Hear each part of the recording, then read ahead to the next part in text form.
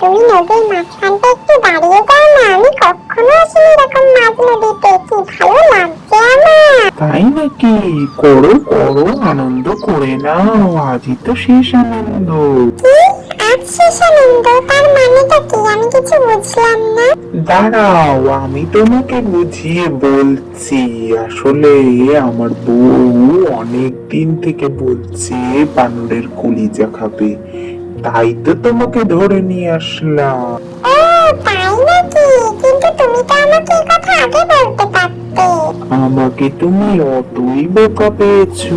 আমি যদি তোমাকে সত্যি কথাটা বলে দিতাম, তাহলে কি তুমি আমার সাথে আসতে নাকি? ও, কিন্তু আমার কলিজা তো থাকে ওই গাছের কোটরে। আসলে আমার কলিজা নিয়ে তো আমি ঘুরে বেড়াই না। কি?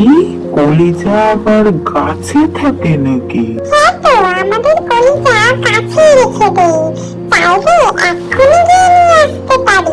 ও, তাহলে চলো চলো, আমি তো ভুল বুঝেই আগে থেকে তোমাকে নিয়ে এলাম। ফিরে ফিরে বানর এক লাফ দিয়ে গাছের ডালে উঠে বসলো, আর কুমির নিচে দাঁড়িয়ে অপেক্ষা করছে তার। কি